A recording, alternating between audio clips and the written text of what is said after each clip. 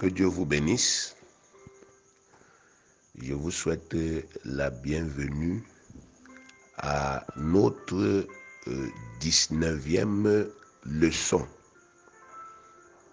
Nous sommes entrés par la grâce de Dieu en 2024 et je commencerai donc par souhaiter à chacun de vous une très bonne année, tout en vous exhortant à vous attacher fortement à la parole de Dieu, afin que Dieu accomplisse ses desseins bienveillants dans vos vies cette année.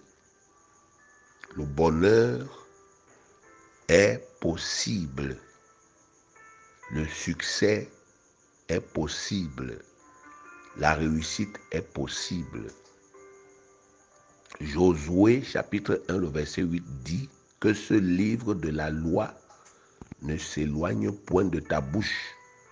Médite-le jour et nuit pour agir fidèlement selon tout ce qui est écrit, car c'est alors que tu auras du succès dans tes entreprises, c'est alors que tu réussiras.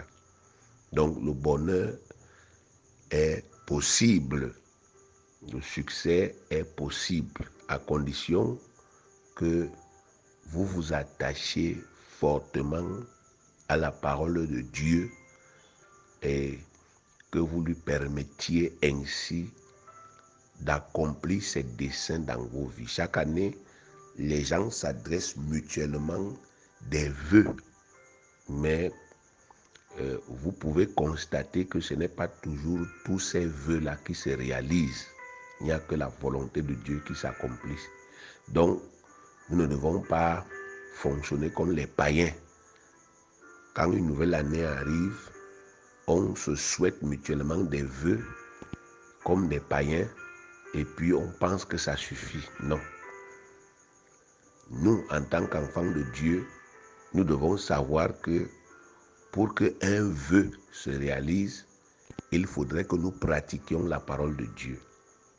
Si nous-mêmes on avait la possibilité, la capacité, le pouvoir d'accomplir ces vœux, on n'allait pas se les souhaiter, on allait seulement les faire. Donc si on se souhaite mutuellement des vœux de bonheur, c'est parce que nous reconnaissons que nous n'avons pas le pouvoir, nous n'avons pas la force, nous n'avons pas la capacité de pouvoir accomplir ces choses. Et que ce n'est que Dieu lui-même qui peut le faire dans nos vies. Donc, nous devons donc revenir à la parole de Dieu. Si on nous a souhaité des vœux en ce début d'année, nous rendons grâce à Dieu pour ça. Et nous lui disons merci pour ça. Maintenant, nous revenons à sa parole pour pratiquer les principes qu'il nous enseigne afin que ces vœux-là se réalisent. Donc, c'est ce que je souhaite à chacun d'entre vous. Donc, nous avons commencé un thème qui est intitulé « Pourquoi renouveler son intelligence ?» Donc, nous avons commencé à travailler sur ce qu'on appelle le renouvellement de l'intelligence, qui est la clé pour manifester puissamment et aisément la force de Dieu qui est en nous, le pouvoir spirituel qui est en nous. On a commencé ce thème-là. On a commencé à vous expliquer, n'est-ce pas, effectivement, ce que c'est que le renouvellement de l'intelligence. Donc c'est pour ça que c'est sur ça qu'on a commencé. On a commencé à vous expliquer ce que c'est. C'est quoi le renouvellement de l'intelligence? Et on a aussi commencé à vous expliquer pourquoi renouveler son intelligence. Et je pense que vous avez compris, pour la plupart, vous avez compris déjà la définition du renouvellement de l'intelligence. Le renouvellement de l'intelligence, c'est ce qu'on appelle la métamorphose mentale, la métamorphose intellectuelle, la métamorphose psychologique. Donc, renouveler son intelligence, ça veut dire métamorphoser sa tête. Je préfère vous parler terre à terre parce que je sais que c'est plus facile à comprendre. Vous voyez, le domaine mental de quelqu'un, c'est une construction. Depuis que nous sommes nés, n'est-ce pas, effectivement, avec l'éducation que nous avons reçue, les enseignements et les influences de la société, toutes les connaissances là que nous avons reçues, que nous avons acquises, tout ça a contribué à construire notre moi, c'est-à-dire notre mentalité. Donc, on a notre part de raison à l'intérieur de notre tête. On a notre part de sagesse à l'intérieur de notre tête. Donc, on a notre part de pensée dans notre tête là. Et la somme de tout ça inclut nos sentiments, etc. La manière de nous voir, notre vision de nous-mêmes, c'est ça qu'on appelle notre moi. Donc, alors, on n'est pas né comme ça. Ça s'est construit au fur et à mesure qu'on a grandi. Ça s'est construit. Et c'est ça qui a, n'est-ce pas, effectivement, fait que nous vivions comme nous l'avons vécu jusqu'à présent. Ça qui a fait que nous prenions les décisions que nous avons prises, les orientations que nous avons prises dans nos vies. Parce qu'en réalité, l'homme est guidé à partir de sa tête. C'est la tête de l'homme qui commande l'homme. Donc, si, n'est-ce pas, effectivement, une idée entre dans la tête de l'homme et que l'homme adhère à cette idée, c'est l'idée-là, qu'elle soit bonne ou bien qu'elle soit mauvaise, c'est cette idée-là qui va donc conduire l'homme. Et c'est pour cela que lorsque nous avons reçu le Christ, lorsque nous sommes nés de nouveau, on a confessé Jésus, nous sommes devenus une nouvelle création.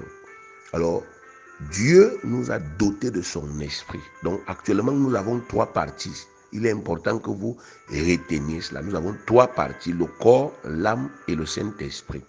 Alors la 3e partie qui est le Saint-Esprit, c'est ça la partie divine.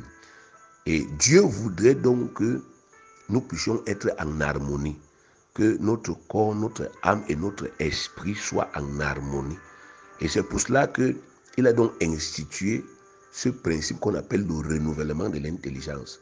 C'est-à-dire pour nous permettre, n'est-ce pas, effectivement, de revêtir, de transformer nous-mêmes notre mentalité et de revêtir une mentalité qui correspond à l'esprit que nous avons reçu. Alors, on a vu que le renouvellement de l'intelligence permet la transformation mentale. Et le renouvellement de l'intelligence permet le discernement de la volonté de Dieu. C'est dans Romains chapitre 12, le verset 2. Il est écrit, ne vous conformez pas au siècle présent, mais soyez transformés par le renouvellement de l'intelligence, afin que vous discerniez quelle est la volonté de Dieu, ce qui est bon, agréable et parfait. Donc, le renouvellement de l'intelligence permet 2 choses. La transformation mentale ou bien la transformation de notre tête. Je préfère encore parler terre à terre. Donc, le renouvellement de l'intelligence permet la transformation de la tête d'un enfant de Dieu. L'enfant de Dieu vit dans sa tête. Tout ce qu'un enfant de Dieu dit là, ça vient de sa tête. Tout ce qu'il fait, ça vient de sa tête. Donc, quand une idée est dans la tête d'un enfant de Dieu, ça va se manifester. Que l'idée là soit bonne ou bien qu'elle soit mauvaise. Alors, Dieu qui connaît ça, parce que c'est lui qui nous a créés, il nous dit, depuis que vous êtes nés de nouveau, vous avez reçu le Saint-Esprit. Maintenant, vous avez 3 parties, le corps, l'âme et l'esprit. Si vous voulez être harmonieux, si vous voulez, n'est-ce pas, effectivement, que l'esprit que vous avez reçu là, qui est en vous là, si vous voulez qu'il fonctionne normalement, vous devez renouveler votre intelligence. Il faut, pour parler terre à terre, il faut que l'esprit qui est en vous, quand il voit votre tête, il voit que dans votre tête là, les pensées que vous avez dans votre tête là, ce sont aussi ces pensées. C'est pour ça qu'on parle de transformation mentale. Donc l'esprit qui est en vous, c'est une force, c'est une puissance, c'est une capacité. L'esprit là peut faire des choses que vous ne pouvez pas faire. L'esprit là, c'est Dieu en Christ et Christ en vous. Donc c'est la divinité en vous. Mais il a besoin, avant de faire quoi que ce soit, il a besoin de voir, de regarder dans votre tête, regarder dans votre cœur et voir que ce qu'il y a dans votre tête est en accord avec ce qu'il y a dans sa tête à lui, l'esprit. Donc il a envie qu'il y ait harmonie entre ce que vous pensez et ce que lui, il pense. Comme ça, vous aurez la même pensée et vous aurez le même langage que l'esprit. Et l'esprit va pouvoir donc se manifester aisément. Donc, bien aimé, quand nous avons confessé Jésus, avant que nous ne naissions de nouveau, la Bible dit que nous étions morts spirituellement.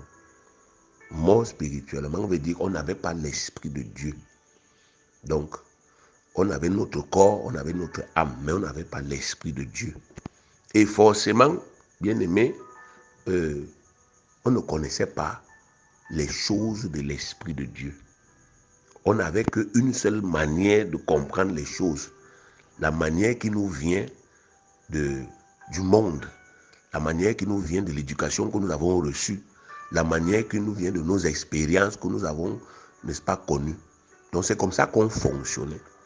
Et Dieu dit donc que notre ancienne manière de réfléchir, de penser, de nous voir nous-mêmes, il appelle ça que la mort. Il dit qu'on était mort. Donc, cette manière de penser qu'on avait avant, Dieu dit que ce que ça produit, ça s'appelle la mort. C'est-à-dire qu'il n'y a pas la vie dedans. C'est la raison pour laquelle, bien aimé, vous allez vous rendre compte que même quand les gens de ce monde-ci, même quand ils sont multimilliardaires, même quand ils sont, je ne sais pas quoi, ils atteignent des niveaux élevés en ce qui concerne l'école, la science, vous allez toujours vous rendre compte qu'ils sont limités. Ils ne peuvent pas accomplir les desseins de Dieu avec leur sagesse, avec leur argent, avec leur richesse, avec leurs idées. Parce que leur sagesse là, leurs idées là, leurs pensées, leur argent, leur force, ça ne peut rien contre le type qui est ici sur la terre qu'on appelle le diable.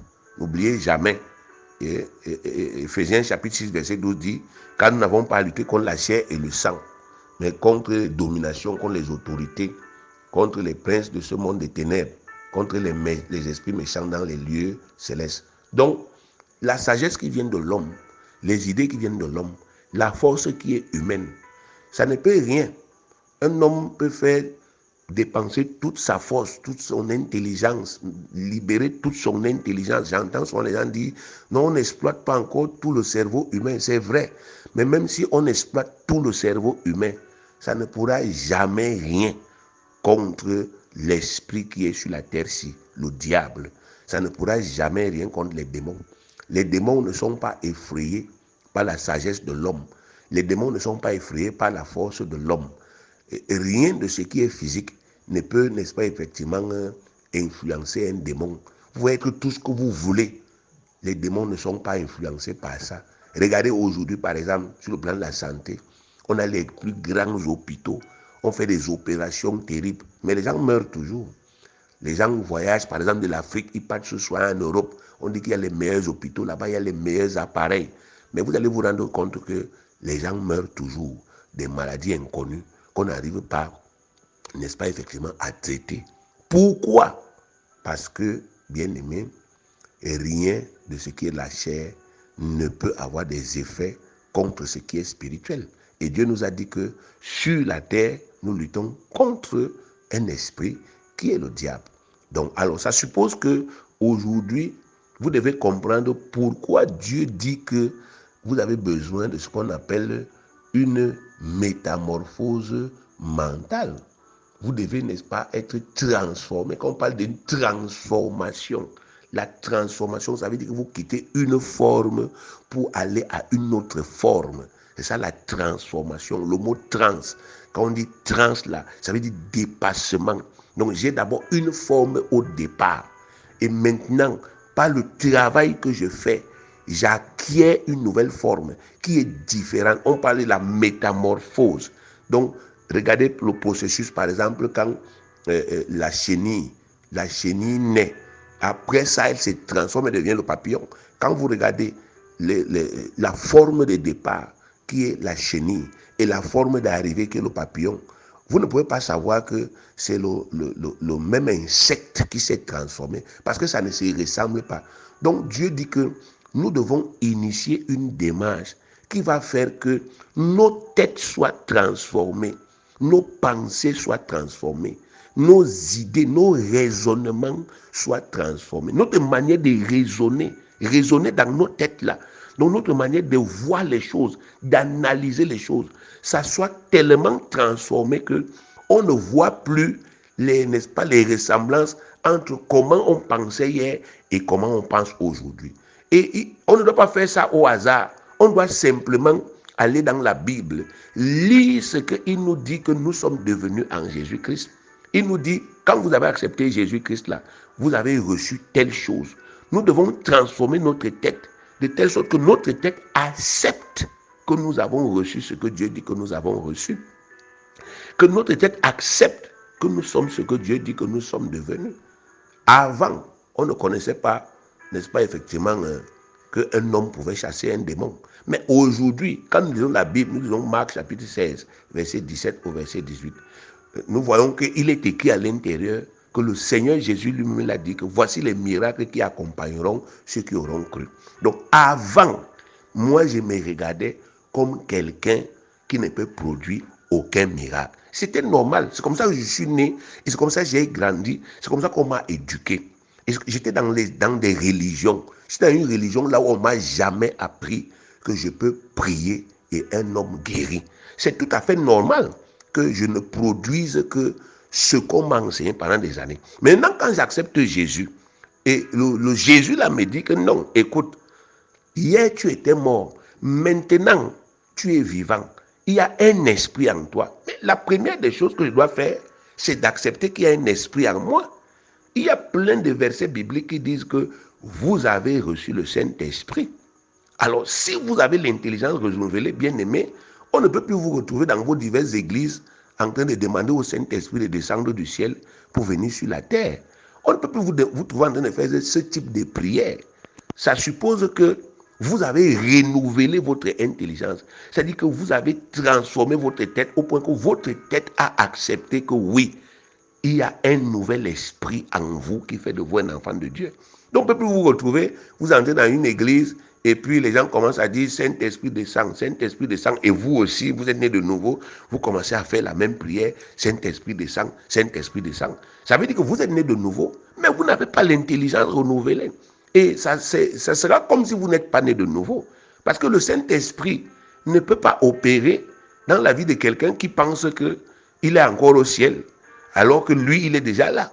Donc cette intelligence-là n'est pas en accord avec la parole de Dieu. Donc ça ne peut pas marcher. Vous voyez?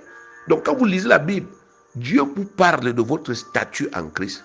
Dieu vous parle de ce qu'il vous a donné. Dieu vous parle de ce qu'il a fait de vous. Et c'est à vous maintenant de commencer à prendre ces connaissances progressivement, à les mettre dans vos têtes. Dieu vous parle de vos capacités. Dieu vous parle de ce que vous pouvez supporter. Par exemple, en ce qui concerne les épreuves de la vie. Dieu vous parle de votre capacité qu'il vous a donnée. Il est écrit, je puis tout par celui qui me fortifie. Pourtant, il y a des moments là où on est tellement oppressé et nous on dit non, je ne peux plus. Je suis fatigué, je suis découragé, je suis démoralisé. Je n'ai même plus envie de prier. Je ne combats plus. Je laisse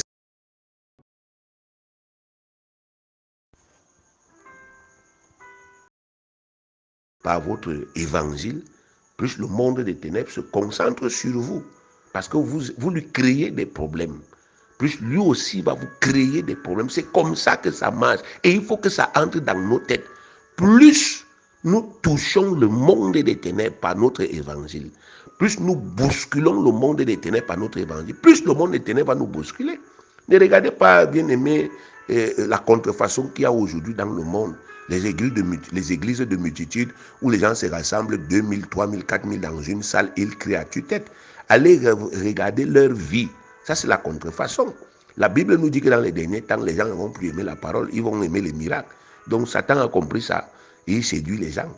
Et vous aussi, vous avez envie de ressembler à ces chrétiens. Bien aimé, c'est faux. Il faut rentrer dans la parole de Dieu. Plus vous touchez le royaume des ténèbres, plus vous touchez les sorciers, vous détruisez leurs œuvres, vous délivrez les gens. Plus ils vont vous attaquer, ils vont attaquer vos familles, ils vont attaquer votre ministère, ils vont attaquer vos entreprises, ils vont attaquer votre argent. Ils vont tout attaquer dans votre vie. Ils ne peuvent pas vous tuer, mais ils vont tout attaquer.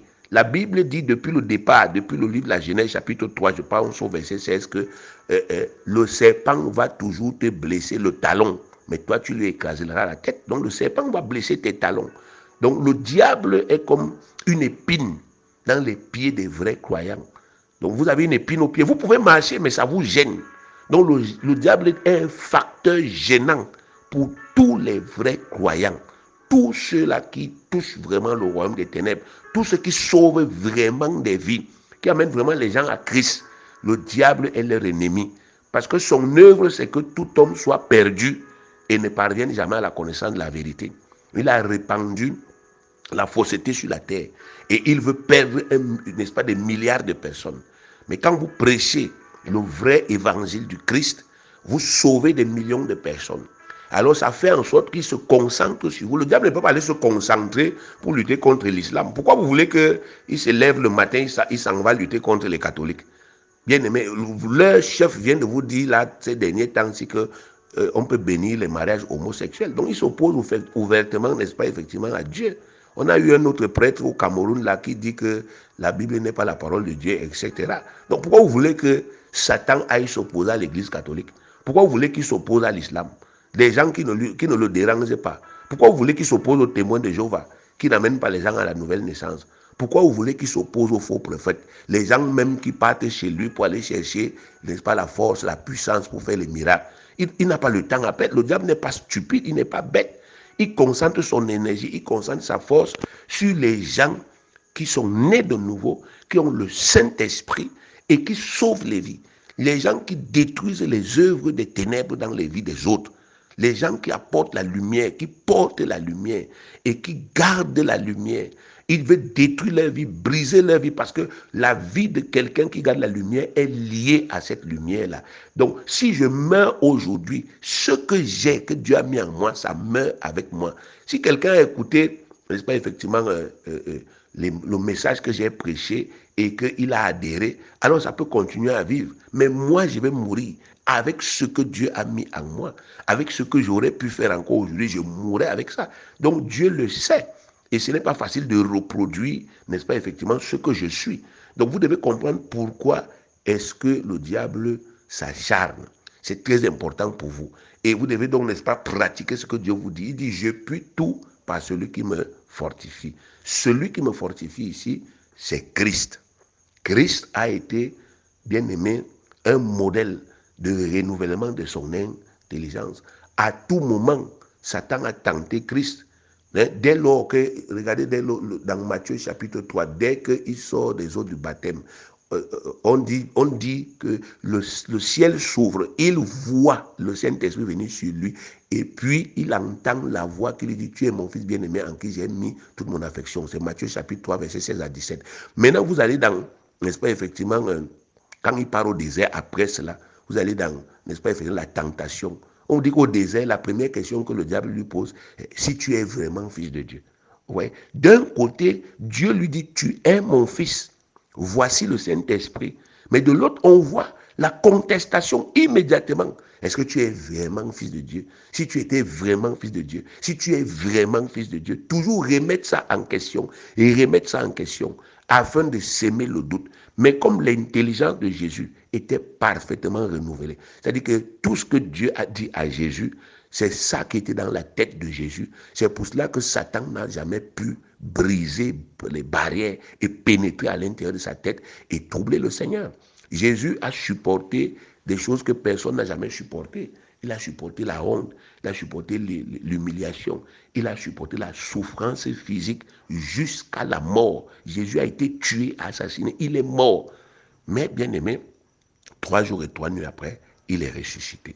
Donc ça suppose que Jésus a su permettre à l'esprit qu'il avait reçu de fonctionner. L'esprit de Dieu n'a jamais rencontré d'obstacle dans la tête de Jésus.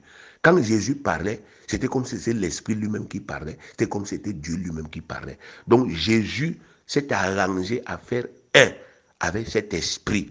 En faisant un avec cet esprit, il a fait un avec Dieu. Jésus s'est arrangé à se voir comme Dieu le voyait. Jésus s'est arrangé à se considérer comme Dieu le considérait. Là où il a grandi à Nazareth, on disait qu'il était un bâtard.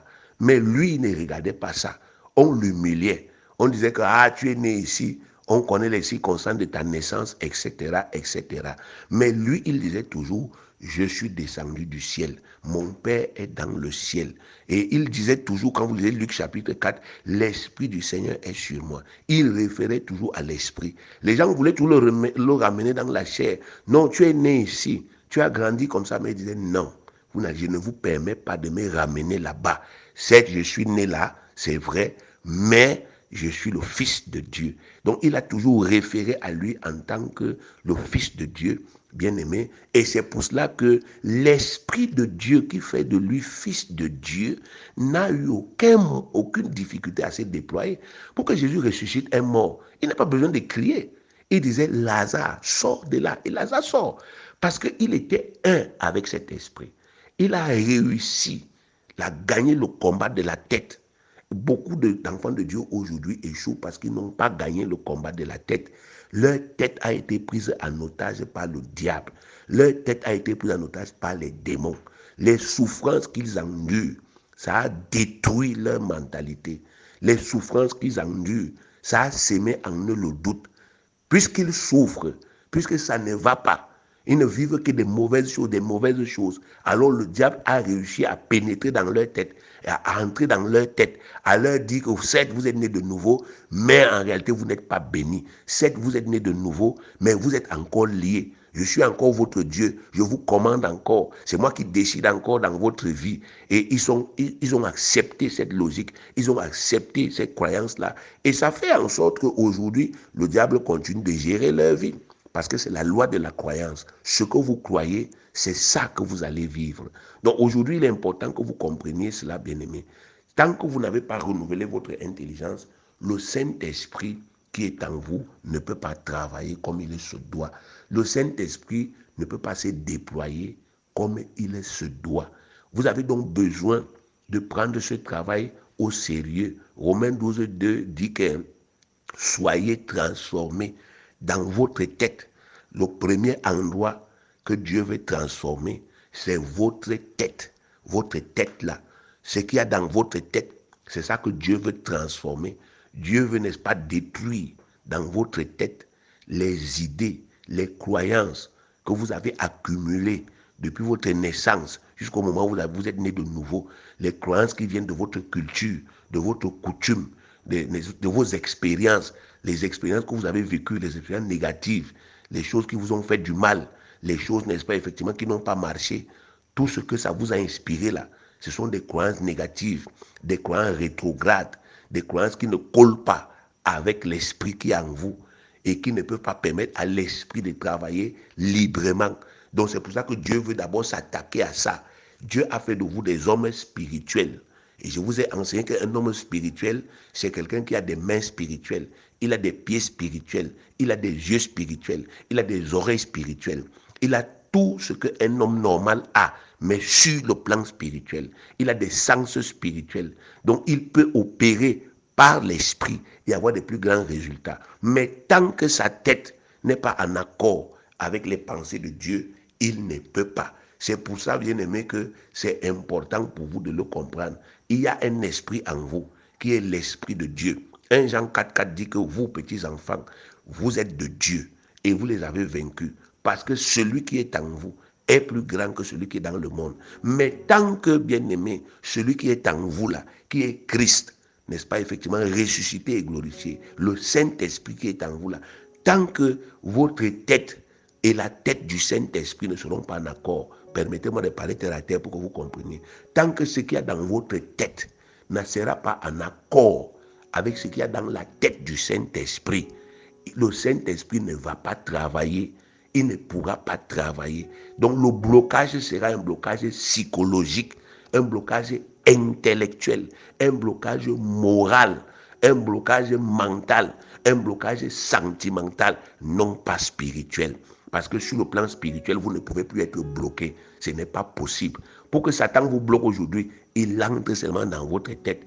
Il vous met une idée, il vous met une pensée qui s'appuie sur des réalités. Satan n'est pas bête pour t'attrister. Satan a besoin de te montrer quelque chose qu'il y a dans ta vie et qui peut susciter la tristesse. Il prend la chose là, il met ça dans ta tête, il te dit, regarde, si Dieu était là, pourquoi c'est comme ça? Pourquoi c'est comme ça? Et c'est comme ça que la tristesse va t'envahir. Parce que tu ne comprends pas que les mauvaises choses peuvent être dans ta vie, mais ça ne veut pas dire que Dieu n'est pas là. Donc Dieu peut être avec toi-même dans les mauvaises choses. Quand on a vendu Joseph, la Bible dit que l'Éternel fut avec lui. On le vend, il devient un esclave. On dit l'Éternel est avec lui.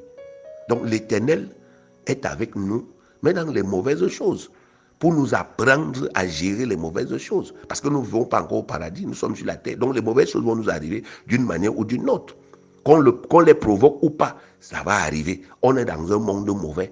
Vous ne pouvez pas vivre dans un monde mauvais et vous ne voyez pas de mauvaises choses. Donc ça va arriver tôt ou tard. Mais Dieu a besoin de nous apprendre à gérer les mauvaises choses. Donc on doit apprendre à renouveler notre intelligence, à comprendre qu'être béni, ça ne veut pas dire que tout va seulement bien. Être béni, ça veut dire que même quand les mauvaises choses arrivent, on a la capacité de supporter ça. On a la capacité d'endurer ça. Ça ne nous tue pas, ça ne nous détruit pas, jusqu'à ce que Dieu change ces mauvaises choses en bonnes choses et qu'on accède, n'est-ce pas, à sa bénédiction et au repos qu'il nous a promis. Donc vous voyez, quand quelqu'un a déjà transformé sa tête comme ça, quand les mauvaises choses arrivent, il ne se plaint pas, il ne se lamente pas, il ne se décourage pas, il ne se démoralise pas. Il ne se rebelle pas contre Dieu. Mais quand quelqu'un n'a pas encore transformé ça, dès que les mauvaises choses arrivent dans sa vie, c'est les plaintes, c'est les murmures, les engagements qu'il avait même pris. Il ne fait plus. Parce qu'il dit que Dieu est méchant, Dieu est mauvais. Il se met à juger Dieu dans son propre cœur, à critiquer celui qui est saint 3 fois, celui qui l'a créé. Il estime que Dieu le maltraite. Il estime que Dieu est méchant envers lui. Que si Dieu était bon, Dieu ne devait pas permettre telle chose. Oui, ça prouve qu'il n'a pas l'intelligence renouvelée. Parce que Dieu a permis que Jésus-Christ souffre. Mais ça ne voulait pas dire que Dieu était mauvais. C'était par là que Jésus devait passer pour nous sauver. Donc Jésus aussi aurait pu dire à Dieu, tu es très mauvais, tu es très méchant. Parce que moi, je n'ai pas péché. Mais tu fais que je souffre. Tu fais que, n'est-ce pas, effectivement, je vive mal. Tu fais que je mendie. Moi, je suis héritier de Dieu. Je suis le seul fils de Dieu. Mais je n'ai pas de maison. Je n'ai rien. Je mange chez tel aujourd'hui. Je m'en vais encore manger chez tel. On me donne la nourriture comme si j'étais un assisté. Jésus aurait pu aussi se plaindre. Mais il ne s'est pas plaint. Parce qu'il savait que si Dieu permet ça, c'est parce que c'est indispensable. Il doit passer par là afin que les desseins de Dieu s'accomplissent. Il a laissé que Dieu, n'est-ce pas, effectivement, trace sa route. Et il a accepté. Et pour finir, aujourd'hui, on dit, bien aimé, qu'il est souverainement élevé au-dessus de tout. Donc nous devons comprendre, bien aimé, que ce n'est que grâce au renouvellement de l'intelligence qu'il peut y avoir harmonie entre nous et Dieu. Harmonie entre nos pensées et les pensées de Dieu. Harmonie entre l'esprit de Dieu et notre âme. Et quand il y a cette harmonie-là, bien aimé, le reste suit naturellement. Dès que nous parlons, l'esprit se reconnaît dans nos paroles. Il se reconnaît dans nos paroles parce que les paroles qui sont dans notre bouche là, il sait que ça sort de la tête de quelqu'un qui a l'intelligence renouvelée. Ça sort de la tête de quelqu'un qui a la foi. Et il accomplit ça aisément. Comme vous avez vu même pour les apôtres. On vous dit que Pierre arrive, Dorcas est morte. Il se met à genoux, il prie. Après, il lui dit, Dorcas, lève-toi. Dorcas se lève. Vous voyez, aussi simple que ça. Donc, on vous dit que parfois même, son ombre seulement guérissait les malades. Pourquoi? Parce que l'esprit ne rencontrait plus de difficultés dans la vie de Pierre. L'esprit ne rencontrait plus d'obstacles dans la tête de Pierre. Pierre avait renouvelé son intelligence à tel point que lui et l'esprit, ils étaient devenus un. Et l'esprit pouvait se libérer. Donc quand Pierre parlait là, ce n'était pas Pierre le charnel, mais c'était Pierre spirituel qui parlait. Et l'esprit reconnaissait que l'homme-ci, la tête s'y a déjà changé. L'homme-ci croit ce qu'il est devenu. Et comme il parle là, j'ai l'obligation de faire. C'est comme ça qu'il y a eu des miracles. Des portes terribles sont ouvertes dans leur vie. Eux qui ont commencé le ministère ayant tout abandonné, on vous dit qu'il n'y avait aucun indigent. Dieu a pourvu abondamment. Et ils sont devenus des références. Donc voilà ce que le Seigneur voudrait aussi que tu comprennes aujourd'hui. Le bienfait du renouvellement de l'intelligence, c'est-à-dire la transformation mentale. L'homme spirituel ne peut pas marcher avec les pensées d'un homme charnel. C'est un peu comme si tu as une voiture qui prend le diesel et toi tu peux mettre de l'essence dedans. Même si c'est le bon carburant, ça ne correspond pas à ce moteur-là. Donc c'est aussi comme ça. Dieu t'a donné un nouveau moteur qui ne marche plus avec les anciens carburants. Donc tu ne peux pas nourrir l'homme spirituel qui est en toi avec les anciennes idées, les anciennes croyances, les anciennes visions de toi. Tu dois changer le carburant que tu mets en toi. Si tu comprends ça, bien-aimé, et tu commences à t'appliquer aujourd'hui, tu vas dans la Bible, tu lis ce que Dieu dit que tu es devenu en Jésus-Christ, et tu commences à adhérer à ça, et tu commences à confesser ça dans ta vie, tu vas commencer à avoir des miracles. Que Dieu te bénisse au nom de Jésus-Christ.